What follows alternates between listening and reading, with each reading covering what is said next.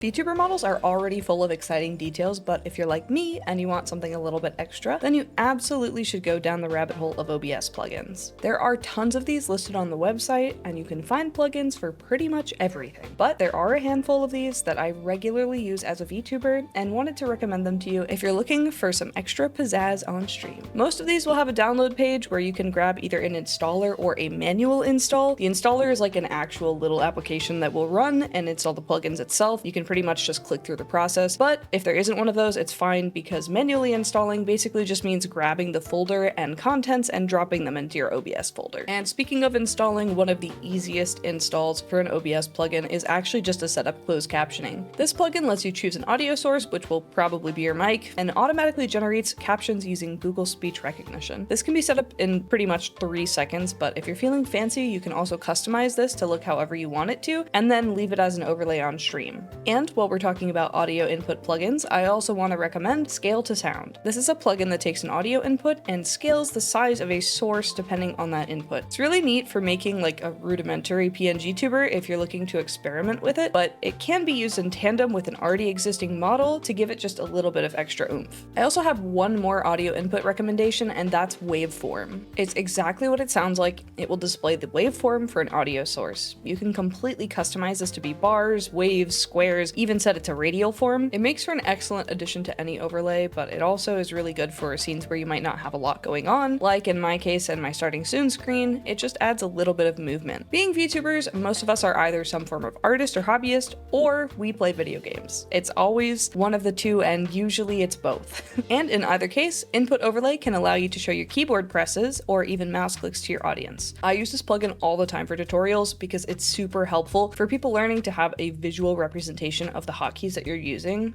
But if you're also a serious gamer, you can like show off how many buttons you can press as well, and that's pretty cool too. This is completely customizable using your own source images and JSON, but it comes with a handful of pre-made overlays as well, which makes the setup for this super easy. So if you use software on stream or any sort of tutorial, this is super easy to add and just helps people follow along with your work. Now we can talk about some visual effects plugins. All of these are well renowned, but I just wanted to touch on them anyway for VTubers specifically. First, we have ShaderFilter, which lets you set any number of dozens of available shader effects as a filter on any source. Some of these are really neat, like the fire one, but in my use case, I absolutely cannot live without the dynamic mask and bloom shaders. These are what power my dynamic lighting and make my model look immersed in my OBS scenes. And you can also use these as transitions for source visibility. So whenever I have my pop-ups show up on screen, they take advantage of some of the available glitch effects in ShaderFilter and make them look like they're actual pop-ups on screen. And speaking of glitch effects, which I know we all enjoy as VTubers, I also highly recommend the Retro Effects plugin, which offers tons of glitchy effects for you to mess around with. Most notably, I use the Matrix Rain effect to cover up my model reloading whenever I get a Twitch subscription. It looks really cool, but there are other options included in the pack as well, like the iconic scanlines effect, as well as a CRT effect. Stroke, glow, and shadow is another visual effects plugin that does exactly what the name implies. It lets you add a stroke, a glow, or a shadow to a source. All of these are available in VtubeStudio's FX list, but you do get some extra options if you use it through the OBS plugin, like using a source for your input, or even setting the shadow or glow to the interior of your source. If you want to achieve cool cutouts in OBS, you can use the Advanced Mask filter. This is really helpful for achieving neat shapes with masks, like if you wanted to use a star-shaped cutout or quickly draft one of those minimalist VTuber overlays, you can do that using Advanced Mask without having to have a pre-made mask. I'm still figuring this next one out because I'm new to YouTube streaming, but if you have any interest at all in streaming to Twitch and YouTube simultaneously, you should definitely consider downloading Aitum Multistream. It lets you easily set up OBS to simulcast your stream, and if you use it in tandem with the Aitum Vertical plugin, you can also stream vertical as well. So you can get like a TikTok key and stream to TikTok at the same time as you also are streaming to YouTube and Twitch at the same time that you're also streaming to YouTube and Twitch vertically. Finally, this is the last plugin I'm going to recommend, and it's my #1 choice for VTubers, and that is Spout 2. This is a capture method present in pretty much every app at this point, including things like the VR chat camera, VtubeStudio, and 𝙬𝙬𝙀𝙀. It's much lighter on your CPU, and you can capture any spout source using this OBS plugin. It lets you pick between multiple different spout sources, or even automatically detect the first sender. Plus, it supports transparency, which means you can avoid all of the VtubeStudio menu mess without worrying about having to crop anything out manually. I have a full tutorial on Spout 2 setup if that's something that you're considering doing. So if you're new to VTubing or just looking for something to spice up your stream, I hope this video helped you. Make sure to check out my streams on Twitch, and hopefully I'll see you in the next next one. Bye!